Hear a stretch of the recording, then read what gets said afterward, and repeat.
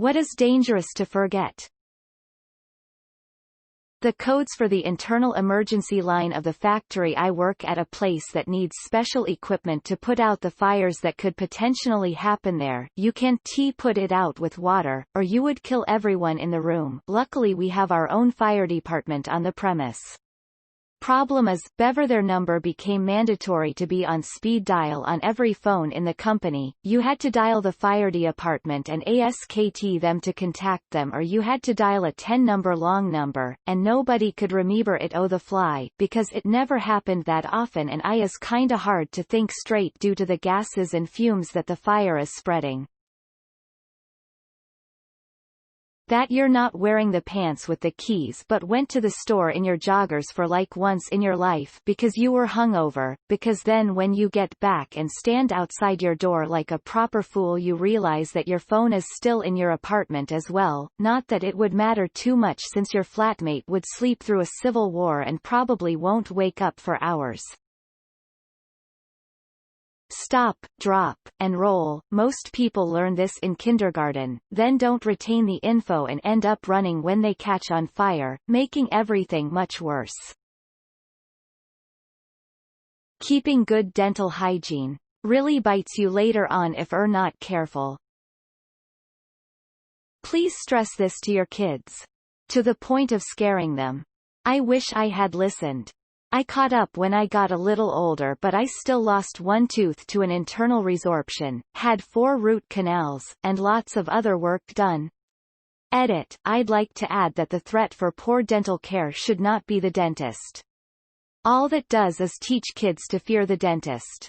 The threat should be the immense pain, eventual inability to eat harder foods, losing teeth, and having them look like crap.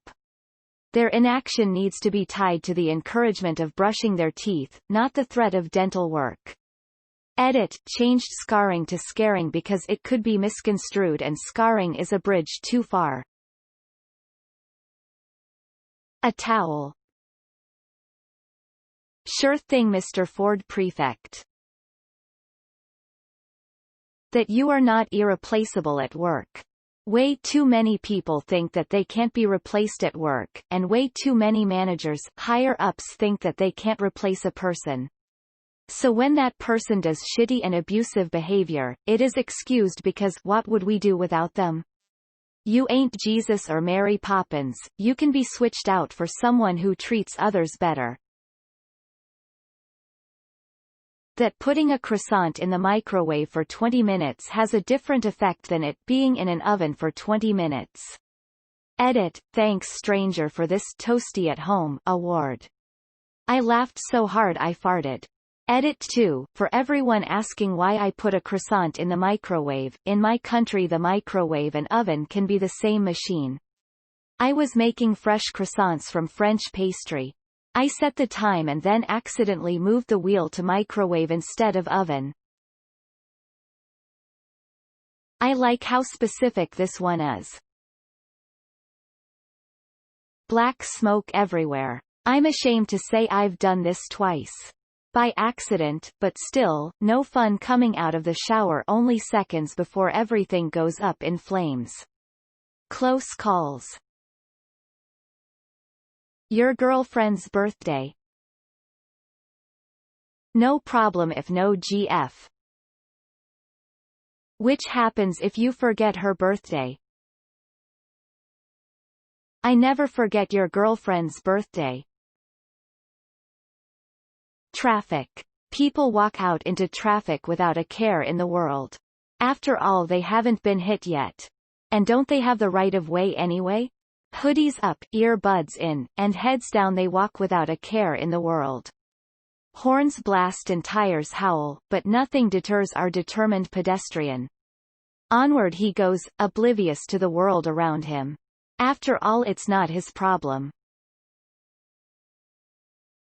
Installing a carbon monoxide detector. Attaching to this, if you are exposed and have symptoms of carbon monoxide poisoning, you need to go to a hospital. It messes up the affected red blood cells' ability to carry oxygen until your body makes new ones to replace them. Don't forget to go to the hospital.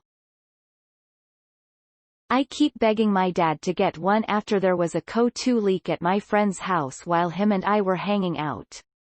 We had been inhaling it for at least an hour, but the alarm ended up going off, and when the fire department came they said the levels were alarmingly high and we were lucky to still be conscious. I've told my dad about the experience multiple times, and every time he states that I'm lucky we were okay, but then every time I ask him to get a CO2 detector he says that they're useless, a waste of money, and if something happens we'll know. Man's stubborn as hell. Edit, typo. I hate those. All the loud beeping gives me a headache and makes me queasy. When the warning label on something reads inflammable, it means that it's highly flammable. It will burn easily, not otherwise. Flammable and inflammable are synonyms. This is a primary example of the stupidity of the English language. Ever heard about the German word umfahren? It can be used to say driving around something and running something over. It is its own opposite. That you had something in the oven. Or the toaster. My sister once said to me, "Can you check the bread I put in the toaster?" When I opened the kitchen door, the smoke was so intense, I couldn't see more a couple of feet. Turns out, she put bread in the defective toaster some 20 minutes before asking me. It only took 2 hours to get rid of the smoke and a mere 2 weeks to get rid of the smell. That the handle of the frying pan you stuck in the oven will be violently hot if you don't use an oven mitt to pull it out. Or if you forget the handle is still hot after pulling the pan out and walking away for 10 minutes. Always leave a mitt towel on top of the handle after taking it out. I learned to do this after burning my hand, and then having a family member touch it and burn themselves too. I see a lot of people replying to this comment and telling me about their similar stories. I'd like to credit my advice to Chef John from Food Wishes. He has a YouTube channel, https://www.youtube.com/channel/ucrystal9nb9rix9btstqnw.